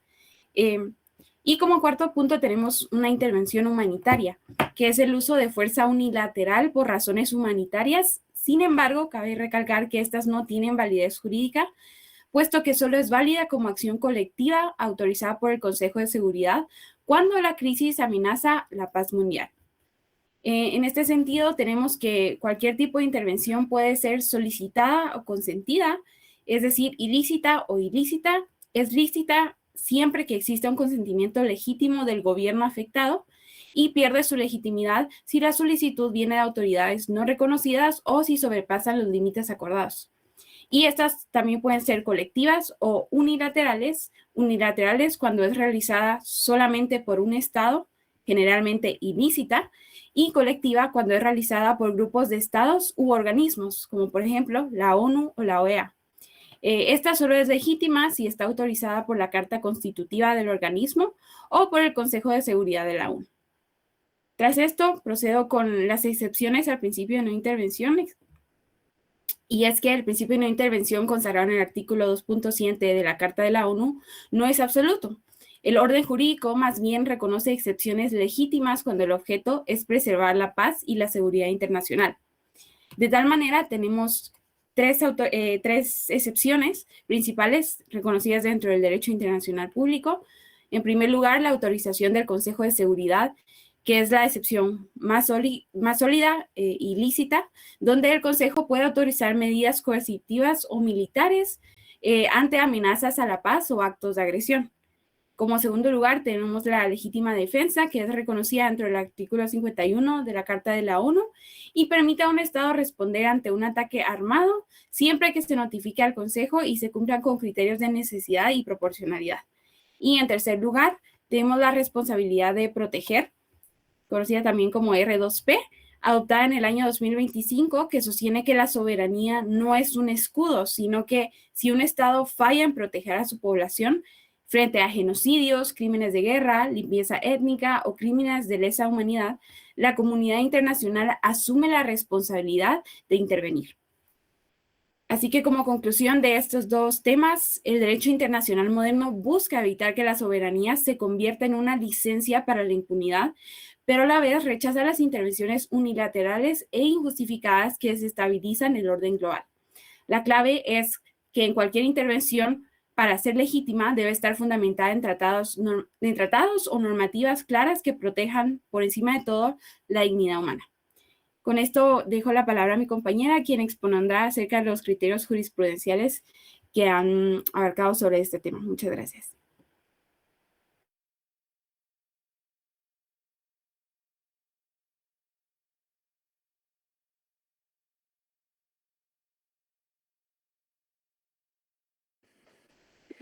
Buenas noches. Yo les voy a hablar sobre los tipos de intervención. Como podrán ver en la diapositiva, se presentan los tipos de intervención en el derecho internacional. La intervención puede ser de tipo militar. El tipo militar es cuando se utilizan las fuerzas armadas. La económica es cuando se aplican pues, los presupuestos o la ayuda financiera. La política o diplomática es cuando se influye en decisiones dentro del gobierno. La humanitaria es cuando se vela por los derechos humanos. Además de la intervención puede ser colectiva, como lo dijo mi compañera Julieta González, o también puede ser solicitada o consentida por el Estado. Siguiente diapositiva, por favor. Como podrán ver en las diapositivas, estos son los casos más relevantes dentro de nuestro Estado, que es el conflicto armado de 1960 a 1996, la intervención de la ONU para supervisar la paz, la observación internacional, la supervisión del sistema judicial, la CICIG, apoyo internacional contra la corrupción, derechos humanos, la intervención en casos de violencia o de violencia graves, la controversia de debate sobre inferencia externa. Aunque el principio de no intervención es fundamental, existen ciertas excepciones, ¿verdad? Una de ellas sería la autorización del Consejo de Seguridad de la ONU, que permite intervenir y mantener la paz dentro de un Estado. Otra es la legítima defensa, que es cuando el Estado responde a un ataque. También podría ser la responsabilidad de proteger, que se aplica en casos de violencia graves contra los derechos humanos. En conclusión, como lo dijeron mis compañeros con anterioridad, la intervención internacional en Guatemala es un tema complejo, ¿verdad? Puede ser necesaria en algunos casos, especialmente en temas de violación hacia los derechos humanos. Sin embargo, también es compleja, ¿verdad? Y debatida, ya que afecta la autonomía del Estado, entonces tenemos que ser listos al utilizarla para no vulnerar la soberanía de nuestro Estado. Y eso es todo por este grupo del número 9. Espero que hayan comprendido nuestra exposición, les haya servido y sea de su agrado. Tengan feliz noche. Gracias, Gemma. Solo una consulta, Emily. ¿Podría encender la cámara para verla, por favor? Sí, licenciada, discúlpeme, yo ahorita tuve una emergencia, yo soy originaria de Cobán, Alta Verapaz, y voy para allá, pero estoy escuchando toda la cátedra y siempre aquí pendiente. Ah, va. Está bien, Emily. Sí, disculpe, pero No creo que tenga pena. me reflectó, como que la luz se me puso un ratito en la cara, creo que alcanzó a verme. Va, está bien, Emily. Es que si no te había visto, dije, a ver si está ahí. Bueno, felicito al grupo número 9. La verdad que cada vez que escucho cómo ustedes se exponen y a qué conclusiones llegan, me da más material para el examen final. La verdad que lo que hablaron de la carta, pues es muy importante. En todos los grupos hemos estado viendo casi lo mismo. solo que en diferentes perspectivas, ¿verdad? Entonces creo que para todos es necesario que vayan apuntando los artículos en los cuales se han fundamentado, las organizaciones que están mencionando. Por ejemplo, ahorita pues se habló también de esa carta que es tan importante, ¿verdad? Hay que tener ese conocimiento porque en Guatemala, pues la tenemos, es algo que sí contamos en nuestra legislación, ¿verdad? Y es parte del, pues, del quehacer internacional público, ¿verdad? Recordémonos que esta clase es bonita, ¿por qué? Porque eso nos va a ampliar no solo cómo es nuestra legislación a lo interno, sino a lo externo. Y con quiénes, parte de qué somos con quienes hemos firmado tratados, convenios, cartas, ¿verdad? Que es la OIT, que la estaban mencionando, que creo que los que van a ser laboralistas, pues se la tienen que saber, ¿verdad? Mm, por ejemplo, hoy estamos viviendo tiempos difíciles en nuestro país en relación a que ya estamos siendo atacados cibernéticamente. No sé si han visto las noticias, pero esa es una invasión a nuestro país. Imagínense que entren a las bases de los ministerios y ahora dicen que hasta de la U, les cuento, que ya nos hackearon.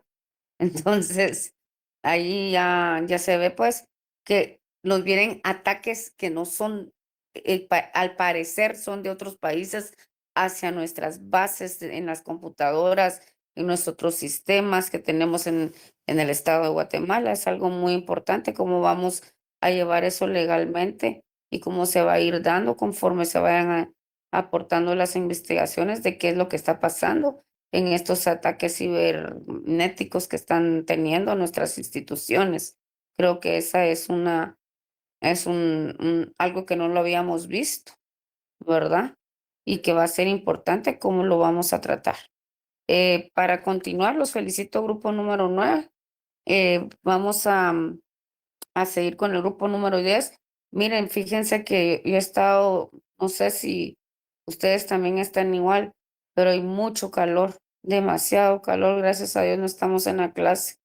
No estuviéramos achicharrados ahí. Por lo menos estamos cómodos cada quien en nuestra casa. Tomen agua pura, estén hidratando porque la verdad el calorcito está, pero que ya no se aguanta, ¿verdad?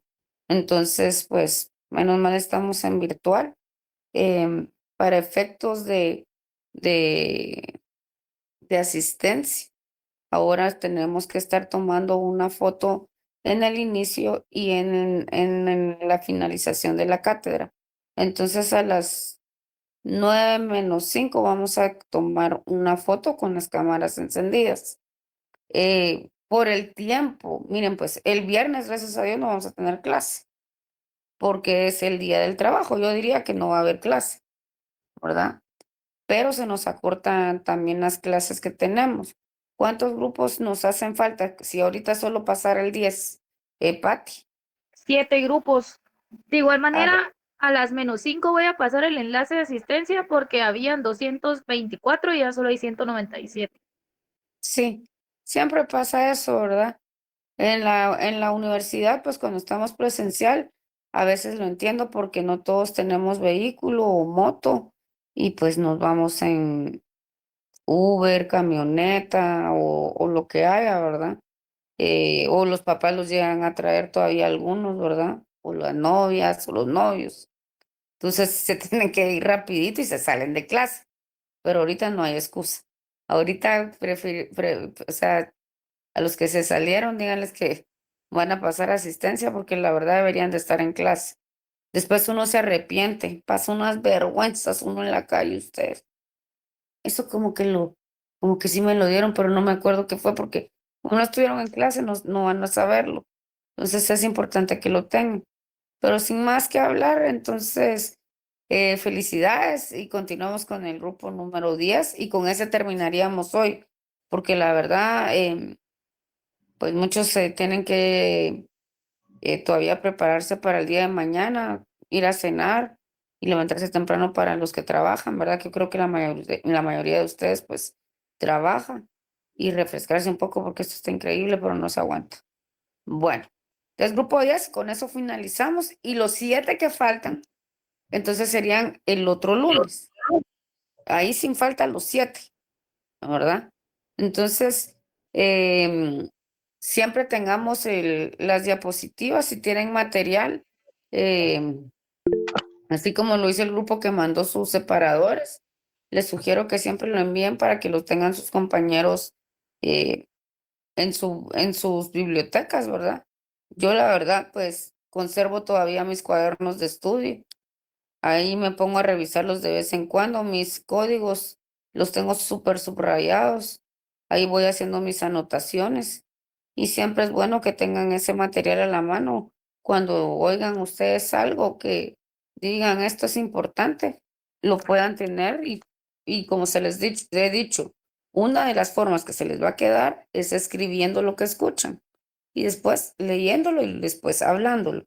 Entonces, ahorita, por favor, el grupo 10 para que terminemos y así ya podemos descansar. Ya les coloqué el enlace de la asistencia para que lo puedan llenar de una vez. Excelente, Pati, gracias. ¿En dónde la mandaste? Acá en el chat de Meet. Es que no me aparece, perdona, lo puedes volver a mandar. Gracias. Con gusto. Continuamos, grupo 10, por favor, así ya podemos irnos. Muy bien, buenas noches, licenciada y estimados compañeros. Yo soy Miguel López, coordinador del grupo número 10, y a nosotros nos corresponde exponer sobre el concepto y clasificación de los tratados, y nuestra presentación se titula Comprendiendo los tratados internacionales, marco jurídico para la cooperación global. Por favor, compañeros, decir presentes si están en la presentación. Kimberly Susele Gramajo Porras. Presente. Carlos Solórzano Hernández. Presente. Jennifer Denise Montejo.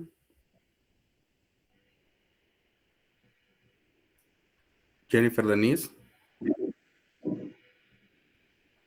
Ligia Lisette Monterroso. Presente. Ana Sofía Tzok. Presente. Karen Emilia Ramírez. Presente. Javier Andrés Valdés. Presente. Nieves Josefina Varías. Presente. Lilian Mirtala Castillo. Presente. Ronald Fernando Godínez. Presente. Luis Miguel Peralta Alfaro. Presente. Nancy Rebeca de León. Presente. Y su servidor Miguel López. A continuación los dejo con la compañera Ligia Lisette para iniciar con la exposición. Gracias. Muy buenas noches a todos. Pues como ya sabemos, hemos venido siguiendo, hemos seguido una línea acerca de todo lo que es el derecho internacional público, ¿verdad? Y en esta ocasión, pues nosotros vamos a abordar un poco el tema de los tratados internacionales, los cuales pues son considerados una de las principales fuentes del derecho internacional público. Sabemos, o no sé si conocemos algunos acerca de los tratados internacionales, pues son aquellos acuerdos escritos que se celebran entre dos o más estados y que se encuentran, se rigen por el derecho internacional. Su finalidad es crear, modificar o extinguir obligaciones jurídicas. Pues en estos acuerdos nosotros podemos ver y se establecen compromisos formales entre países y de esta manera pues se puedan facilitar aspectos importantes como el comercio, la inversión y la cooperación internacional, que creo que son los puntos más claves de esta exposición. Brevemente solo voy a dar una introducción acerca de sus características, ¿verdad? Y la regulación, puesto que mis compañeros van a profundizar acerca del tema. En cuanto a sus características, pues los tratados internacionales se distinguen principalmente por ser acuerdos formales y generalmente escritos. Ellos mismos generan obligaciones jurídicas que son obligatorias para las partes que los suscriben. Pues además de ello, no es menos importante resaltar que siempre se rigen por normas del derecho internacional y se fundamentan en el principio de pacta sunt servanda, el cual establece, pues, los acuerdos deben cumplirse de buena fe. Esta es una característica principal, la buena fe. Aunado a ello, pues la regulación se encuentra principalmente en la Convención de Viena sobre el derecho de los tratados, que establece los lineamientos para su creación, su interpretación y pues con ello su aplicación correcta, ¿verdad? Vamos a mencionar puntos claves como lo son la importancia, ¿verdad? En qué radican, principalmente en la convivencia pacífica que existen entre los estados y de ello pues establecer normas claras que regulen estas mismas relaciones.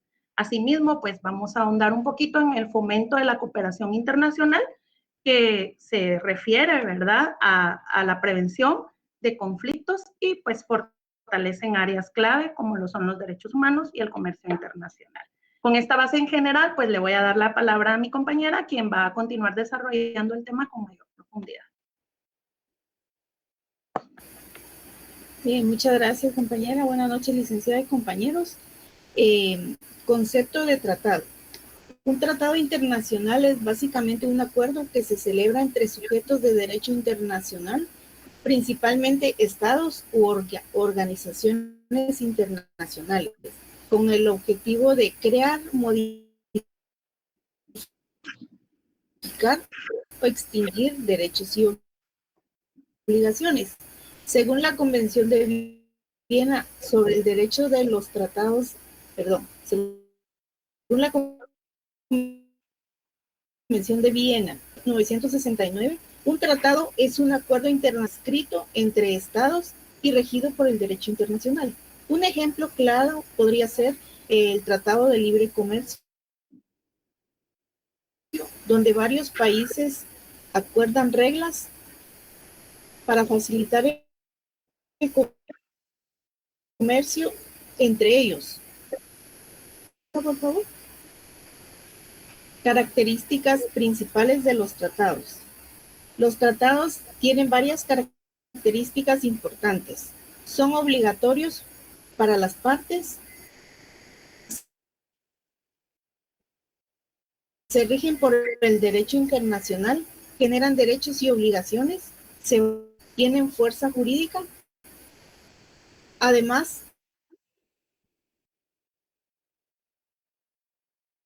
conforme al sentido normal de sus términos. Ahora continúo con principio de pacta sunt servanda. Este principio significa que los tratados deben cumplirse. Es uno de los principios más importantes del derecho internacional. La Convención de Viena establece que todo tratado en vigor obliga a las partes y debe cumplirse de buena fe. Los tratados son fundamentales entre los estados. Para que sean válidos, deben cumplir con ciertos elementos como el consentimiento, el objeto lícito y la participación de sujetos con capacidad jurídica. Al derecho internacional. Siguiente diapositiva, por favor.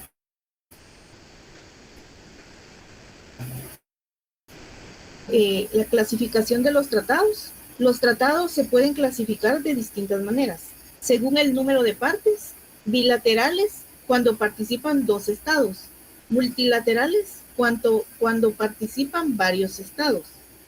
Según su contenido, normativos establecen reglas generales.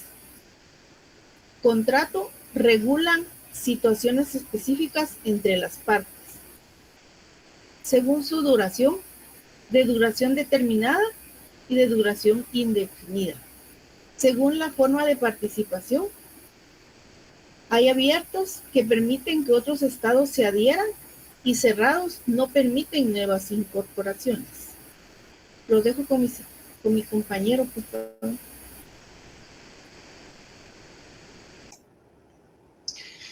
Muy buenas noches, licenciada y compañeros. Yo les voy a hablar acerca de las clasificaciones de los tratados, sus formas y su ámbito. Según su forma, pueden ser formales y simplificados. Los formales requieren aprobación y ratificación por los estados, mientras que los simplificados no requieren tantos procedimientos y se aplican más rápido. Según la participación, pueden ser abiertos. Estos permiten que otros estados se adhieran posteriormente. Tenemos también lo que son los cerrados. Solo participan los estados originales. Los semicerrados permiten la entrada de algunos estados bajo condiciones.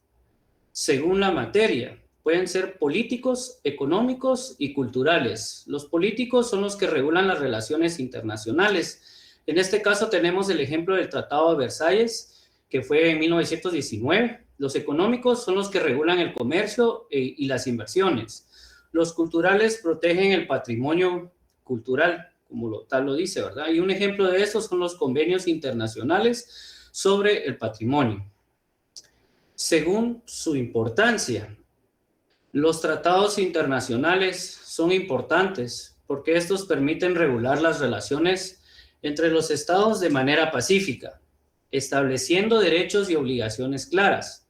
Además, fomentan la cooperación internacional en temas como el comercio, derechos humanos y medio ambiente. También nos ayudan a prevenir conflictos y a resolver controversias de forma legal. En el caso de Guatemala, los tratados tienen un papel fundamental, especialmente en materia de derechos humanos, ya que incluso pueden tener superioridad sobre el derecho interno. En conclusión, los tratados internacionales son una herramienta fundamental del derecho internacional, ya que permiten regular las relaciones entre los estados de manera ordenada y pacífica. Su clasificación facilita comprender su alcance, su aplicación y su importancia en distintos ámbitos, como el político, económico y social. Además, instrumentos como la Convención de Viena han permitido establecer reglas claras para su funcionamiento, fortaleciendo la cooperación internacional y la seguridad jurídica entre los países. Gracias, compañeros. Les dejo el turno a mi compañero. Buenas noches, licenciada. Buenas noches, compañeros. Para finalizar con los tratados, me corresponde abordar los elementos y cómo se forman los tratados, es decir, el proceso mediante el cual estos acuerdos llegan a existir y a generar obligaciones jurídicas para los estados. Bien, para que ese acuerdo de ese tratado tenga validez, no basta solo confirmarlo y ya, simplemente deben cumplirse ciertas condiciones. Por ejemplo, solo pueden participar sujetos con capacidad internacional, como los estados o algunas organizaciones. Además, el consentimiento no puede estar viciado, es decir, que no puede haber sido obtenido mediante presión o engaño. También es fundamental que el contenido sea lícito. Esto significa que ningún tratado puede estar por encima de normas fundamentales como la protección de los derechos humanos.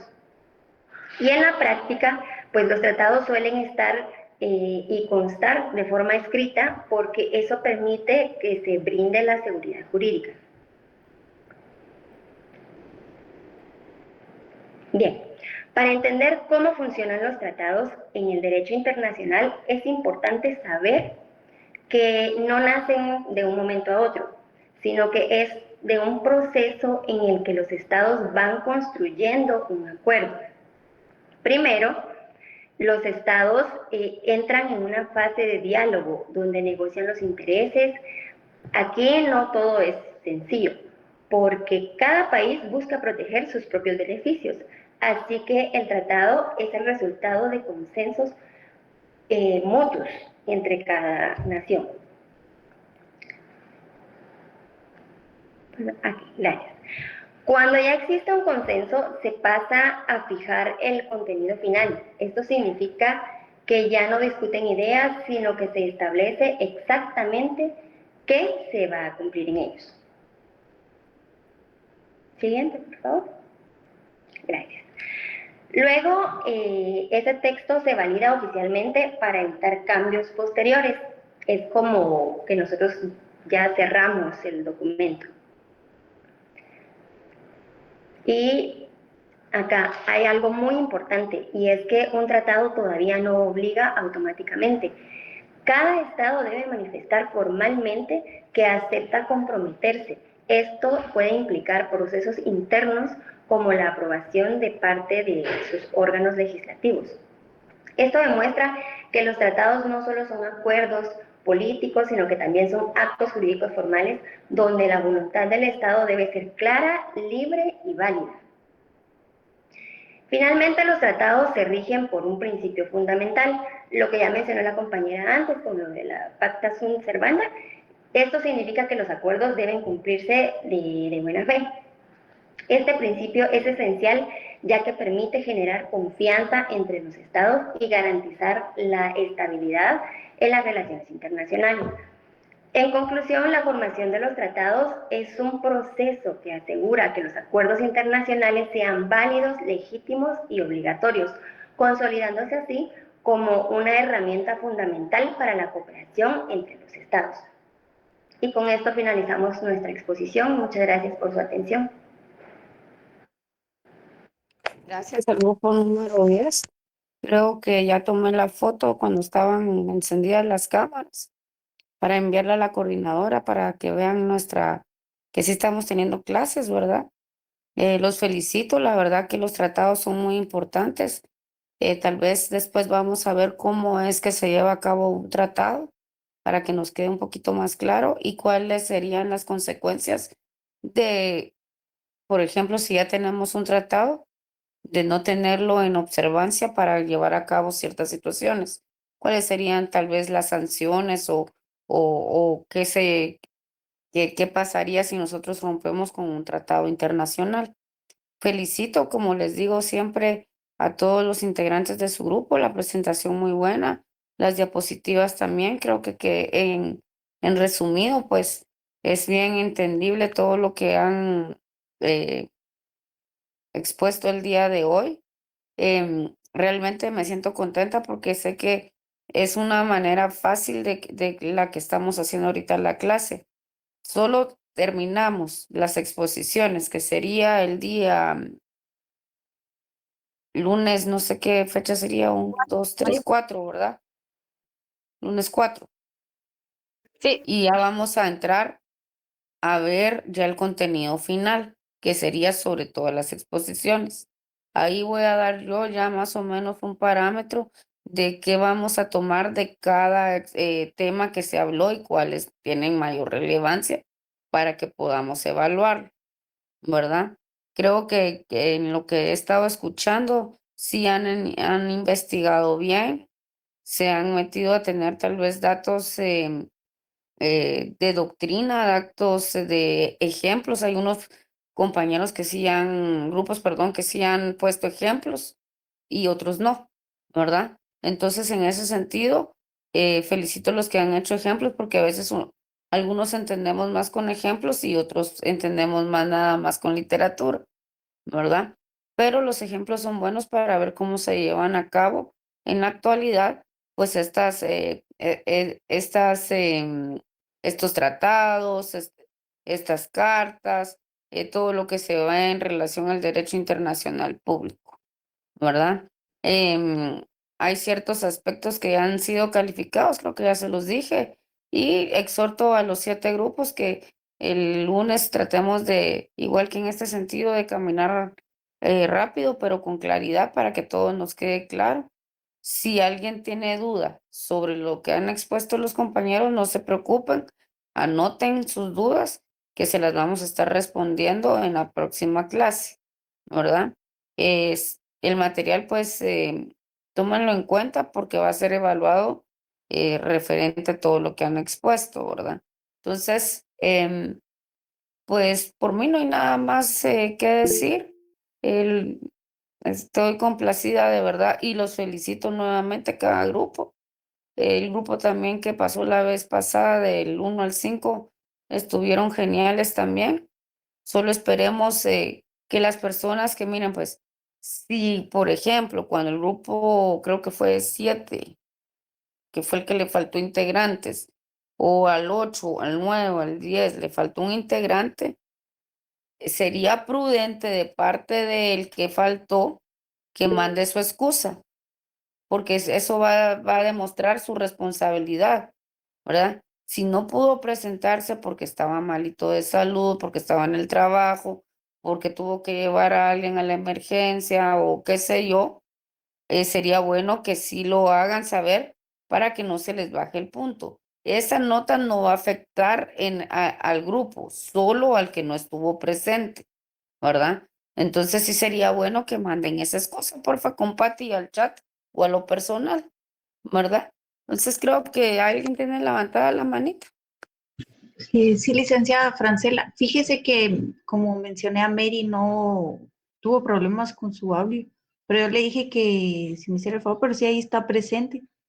Mary, si puedes levantar la mano para que te vea la licenciada, por favor. Es que tiene muchos problemas, dice, con su internet. Ahí está. Ahí está, Ahí está miren. Mary. Sí, disculpe. Gracias, Mary. Gracias, licenciada, muy amable. Sí, miren, eso vieran ustedes que a veces nuestros aparatos no están adecuados para tener este tipo de reuniones, ¿verdad? Algunos también el internet, por ejemplo, yo tengo que estar aquí porque en ciertos lugares de mi casa no hay buena señal. Entonces, no en todos los espacios de nuestras casas hay buena señal o a veces nuestros aparatos no están tan adaptados para tener este tipo de, de clases, ¿verdad? Por ejemplo, a mí me pasó una vez en una audiencia de divorcio voluntario que había que hacerlo en línea y acaso que me encendía el micrófono ustedes. No sabía ni qué hacer, pero la verdad que el juez me advirtió que de no encender yo el micrófono se daba por suspendida la audiencia. Entonces siempre revisemos nuestros aparatos antes de empezar para que así no tengamos problemas, ¿verdad? Porque en el futuro así va a ser. Ya muchos se está dando virtual los divorcios, los que no se han casado, denle gracias a Dios. Los que se casaron, por favor, manténganse así. Y los que se divorciaron, pues por algo fue. Pero ya cuando les toca a ustedes que litigar, en divorcio ya casi todo es virtual. Es vía Zoom y ahí tienen que tener uno bien la laptop o la computadora para que no el juez no le esté haciendo el reclamo de que no está usted bien conectado o que no hay conexión o que no hay micrófono encendido. Bueno, pero creo que ya vimos que Mary está ahí, eso es lo importante, y los que, como les digo, los que faltaron de cada grupo, hagan llegar su excusa. Yo entiendo que a veces no nos podemos conectar, pero si no la presentan, pues lamentablemente no voy a poderles poner el punto de asistencia que se debe poner por estar en grupo, ¿verdad? Bueno, esto ha sido todo por hoy. Estamos a día lunes, gracias a Dios, iniciando la semana y terminando nuestra clase. Les deseo un feliz descanso para el día viernes.